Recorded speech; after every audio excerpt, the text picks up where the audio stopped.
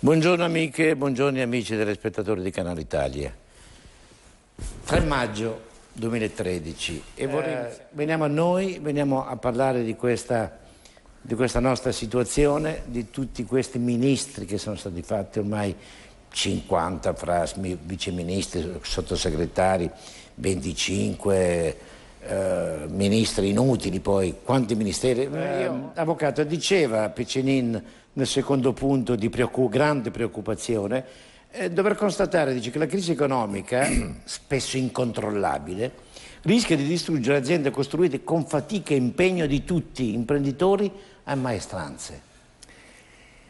Io credo che Piccinini, come sempre, abbia centrato le sue considerazioni e, visto che ce l'abbiamo qua, poi ce lo spiegherà anche lui. A me colpisce un fatto di quello che è stato detto prima. Quando si parla di leggi criminogene, sembra una contraddizione in termini, quasi un ossimoro, no? Perché la legge dovrebbe essere la legalità, il principio affermato per antonomasia da parte di colui che ha il titolo di fare le leggi. Se la legge è criminogena, cioè vuol dire che è generatrice di illegalità, allora vuol dire che c'è qualcosa di molto grave. Vuol dire che è inoculato nella legge un elemento così perverso che contraddice la legge medesima. Ma io non sono stupito di questo. E non sono stupito nemmeno che l'abbia detto l'amico che qui adesso la spiegherà. Perché io lo spiego, cerco di spiegarlo nei nostri incontri pubblici. Vede, il fatto è che l'Italia è criminogena fin dall'inizio della sua storia, quantomeno della storia costituzionale. Lo diceva bene l'altro ieri un commentatore, un illustre costituzionalista che io seguo con attenzione, Michele Ainis, diceva: abbiamo avuto in Italia per 30 anni la lamentela della inattuazione della Costituzione e nei successivi 30 anni abbiamo avuto la richiesta di modificare la Costituzione perché non rispondeva più ai bisogni della gente. E nonostante questo, 2 tradimenti, uno delle inapplicazioni nei primi 30 anni, il secondo che la si considera già vecchia, quindi la si condanna, nonostante questo la si considera la più bella del mondo, da un lato, e dall'altro la si vorrebbe cambiare senza avere in alternativa un'idea, perché il problema... Ma questo è l'attore, come si chiama? No, Benigni è un bravo attore. Allora, cosa voglio dire, direttore? Perché bisogna lasciare un segno nel pensiero, altrimenti diventa una chiacchiera. Il segno del pensiero è che non sono le buone leggi, nemmeno le leggi costituzionali, che reggono uno Stato. È un sentimento di identità che c'è o non c'è, è un sentimento di appartenenza, un senso di legalità, di rispetto delle leggi fondamentali innanzitutto. Ma se io le dico questo quando nella nostra Costituzione ci sono dei principi validissimi, e ne cito solo uno e non mi stancherò mai di citarlo, quello dell'articolo 53, che dice che tutti sono tenuti a concorrere alla spesa pubblica, soprattutto in questo momento di difficoltà, in base alla loro capacità contributiva, ed è la legge ordinaria che lo vieta, che lo viola costantemente, quotidianamente, in modo indisturbato, senza che nessuna autorità, né giudiziaria, né politica, né di governo, né parlamentare si assuma le responsabilità. Questo è uno Stato fallito. Perché dovrebbe cambiare la situazione con l'indipendenza, avvocato? Guardi, qui si sono persi i riferimenti fondamentali per cercare la strada che ci porta verso l'uscita. Abbiamo perso il senso della legalità. Lo Stato non vive più di regole che sono condivise e quindi non ha più un principio di legalità che lo ispira. E quindi? E la politica in primis ha rappresentato il malaffare, la corruzione, la furbizia, la finanza creativa, per collegarci alla realtà ed essere concreti, la convinzione che mettendo sulla groppa del somaro che il cittadino ulteriori pesi, e parlo di tasse, comunque avremmo avuto delle risorse per far fronte alla situazione di bisogno e quindi di dispendio. Lei consideri che chi non capisce che mettendo ulteriori tasse non si ottengono maggiori entrate? Solo a gennaio, abbiamo la prova, questo governo ha aumentato l'IVA di 1 punto, tra gennaio e febbraio 2013 si è monitorato un decremento delle entrate di IVA di 1,2 miliardi di euro. Sa quanti sono 1,2? Sono 2.400 miliardi di vecchie lire, una cifra enorme in soli 2 mesi, creando situazioni di ulteriori povertà, perché quando diminuiscono le imposte indirette e l'IVA è un'imposta indiretta, vuol dire sul consumo, vuol dire che la gente consuma meno, acquista meno pane, ma acquista anche meno pane, acquista meno alimenti, acquista meno vestiario, acquista meno servizi, acquista meno di tutto, è povera. E quindi uno Stato che crede di risolvere il problema, della sua domanda iniziale alla telespettatrice, ma i soldi dove li troviamo? No, perché tutti abbiamo ottime idee, e la domanda è che non si può chiedere di più al cittadino. Ecco perché la soluzione viene attraverso un pensiero nuovo, un'idea nuova che non è contro l'Italia, perché noi che parliamo di indipendenza veneta non siamo contro l'Italia, è per salvare l'Italia che bisogna partire da uno Stato di indipendenza di questo territorio. Se il Veneto diventa indipendente porterà all'Italia un esempio da emulare e porterà anche al Veneto maggiori risorse per dare veramente aiuto alla popolazione italiana che è in difficoltà. Con questi governanti, con Letta, ci facciamo un sorrisetto, durerà un mese e mezzo, ma anche se dura un anno e mezzo non cambierà nulla. Lo sanno coloro che lo hanno messo là che non cambierà nulla. I veri leader di partito, quelli che hanno le redini del comando, hanno scelto di starsene fuori, i D'Alema da un lato, il Berlusconi dall'altro, che ha in pugno la situazione,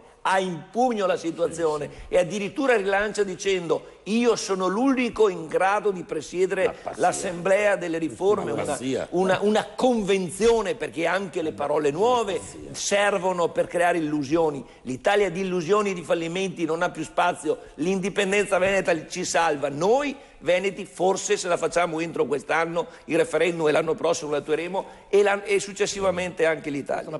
Per questo non cambierà mai, se non ci svegliamo noi, non cambierà l'Italia, ragazzi, non cambierà.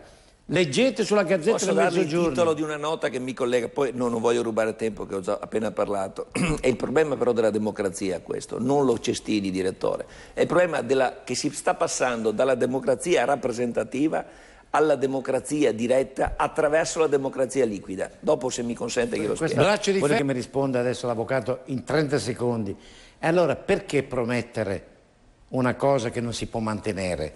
Perché queste promesse di Berlusconi dice se non eliminiamo l'IMU io non ci sto nella democrazia? Allora, se ci sono problemi, come ha detto adesso, che bisogna ottemperare, bisogna vedere di risolvere i problemi nei comuni, nei comuni non è arrivato niente, se no pochissima roba. Cioè l'IMU è rimasta a Roma, amico mio, 50%. O sbaglio, avvocato? Guardi, la soluzione non viene ovviamente ripetendo in un leitmotiv quello che si è già visto nell'esperienza istituzionale e soprattutto partitica che si è manifestata davanti a noi in Italia negli ultimi tempi. Bisogna probabilmente pensare, come accennavo prima, a meccanismi moderni, agili e soprattutto efficaci di transizione dalla democrazia rappresentativa, come dicevo, alla democrazia diretta. Non sto dicendo una cosa che sta sempre più prendendo piede. Purtroppo il passaggio tra la democrazia rappresentativa e la democrazia diretta attualmente si sta concretizzando nella cosiddetta democrazia liquida, che è la democrazia esercitata attraverso lo strumento informatico internet, e l'esempio ne sarebbe 5 Stelle. Dico ne sarebbe perché la complessità di quella realtà meriterebbe più approfondimento, certo. Ma non mi interessa perché è già superata. Le dico solo 2 flash perché lei vuole risposte brevi. L'argomento è trattato da esperti a livello internazionale e qualcuno dà anche dei segnali, dei riferimenti. Le dico un articolo interessantissimo su l'unico giornale a cui sono abbonato, che dei veri pensatori che ci sono in Italia, La Civiltà Cattolica, che è un giornale dei preti, però in realtà è fatto di menti illuminate.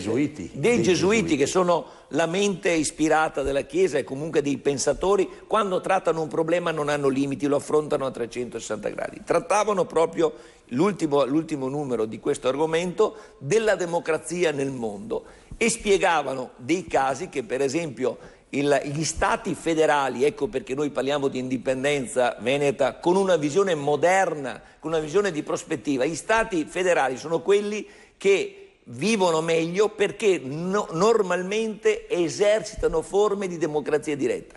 E si fanno gli esempi, per esempio, della Svizzera, ma anche della California, che è uno degli Stati Uniti, in parte dell'Australia, perfino il caso interessantissimo di una città del Brasile, Porto Alegre, che dal 1989, questa è una cosa molto interessante, praticamente esercita la democrazia diretta nelle scelte che interessano il proprio territorio, cioè i cittadini vengono convocati in un'assemblea preliminare e praticamente generalizzata, aperta a tutti, come avveniva nell'antica Grecia, nelle ecclesie, le riunioni dei cittadini, nell'agorà, nella piazza, i quali decidevano sulle questioni poste. Volete o non volete che si faccia quel ponte? E uno dirà sì e no, la maggioranza dice sì, bene, i soldi dove sono? I soldi non ci sono, non si fa il ponte, ci sono, si realizza. Sembra una cosa d'altri tempi, invece è una necessità oggi la democrazia diretta.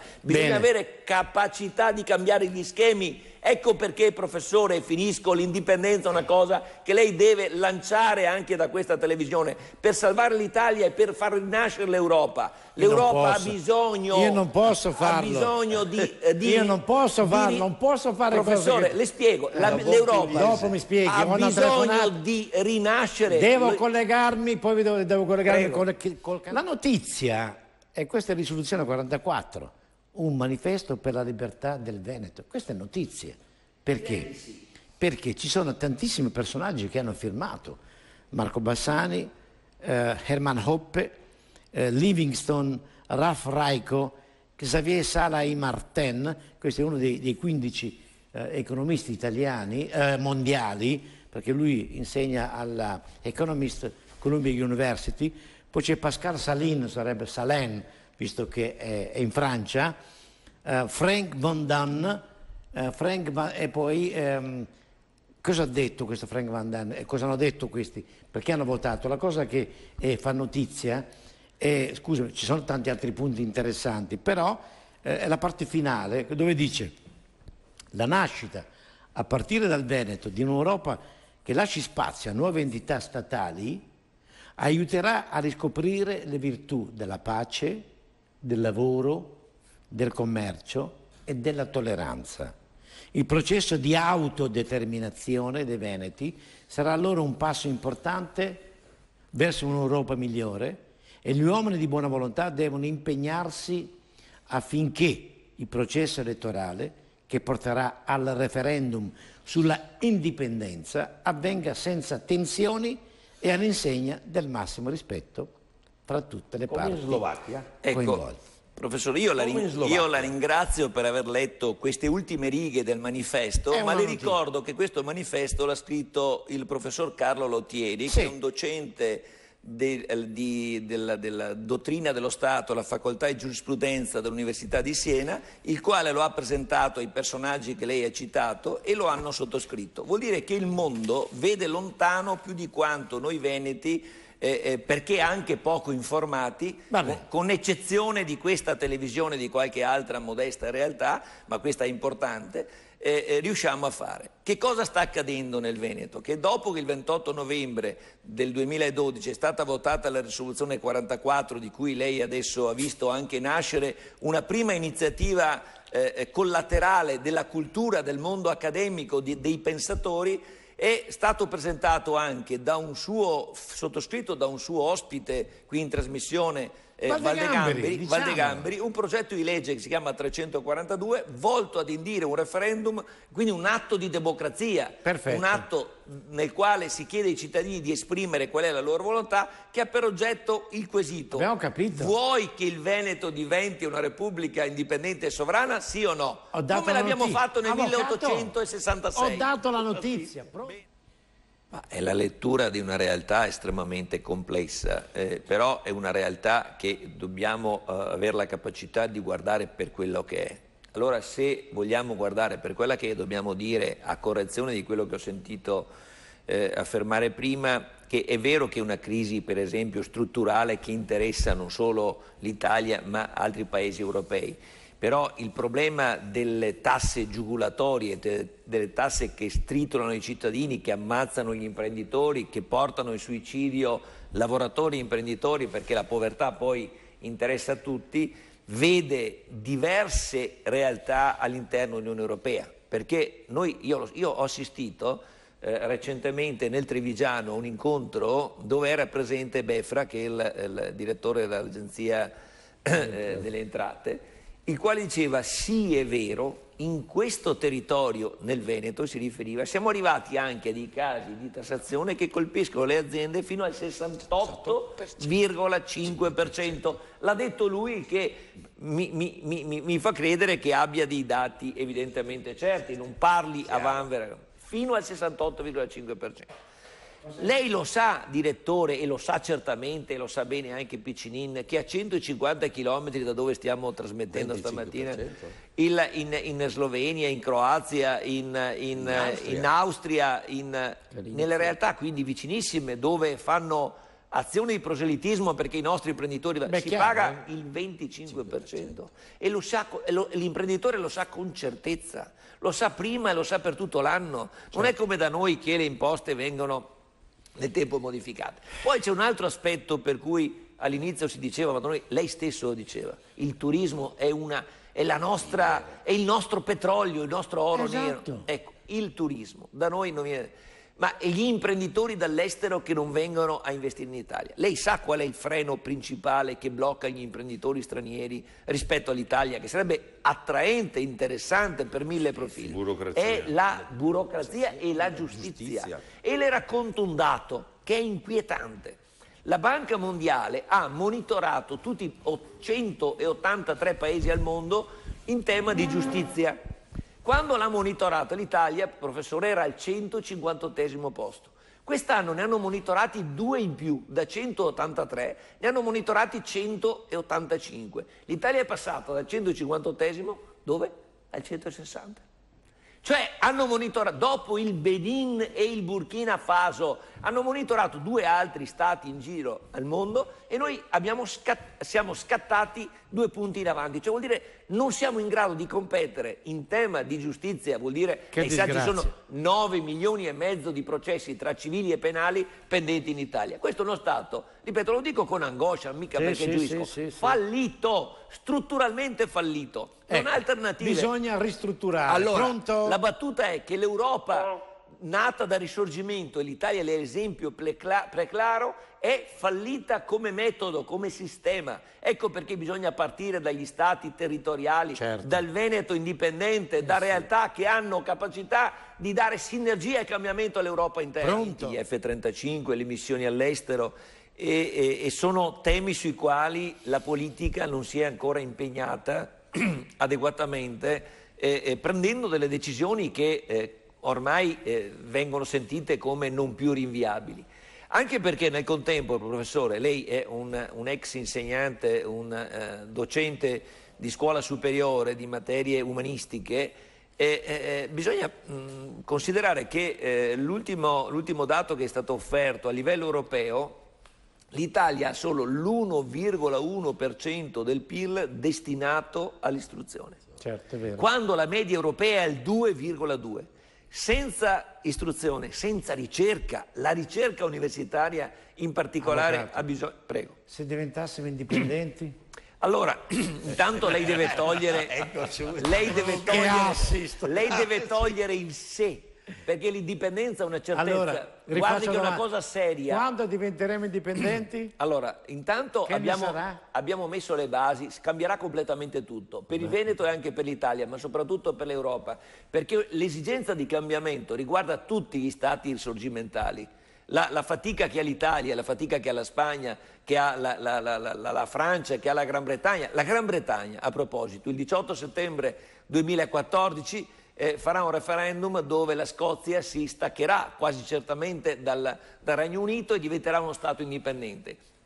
La Catalogna lo è in Spagna e il Veneto lo sarà prima ancora. Lei sa che è stato presentato un progetto di legge, quello firmato da Valdegambri, preparato da noi di indipendenza veneta, e adesso in questo periodo nel Veneto tutti i consigli comunali hanno ricevuto dall'Anci Veneto, e gliel'ha mandato il sindaco di di un comune del Bellunese, Insomma, faremo sul referendum. Roccon, perché si discuta nei consigli regionali quel progetto di legge, venga sostenuto il lavoro del Consiglio regionale in favore del referendum per l'indipendenza veneta. Telefonato, pronto? Pronto. Buongiorno. Viva l'indipendenza. Vi ringrazio per la partecipazione. Grazie a te. Viva l'indipendenza veneta. Grazie. Va bene, avvocato?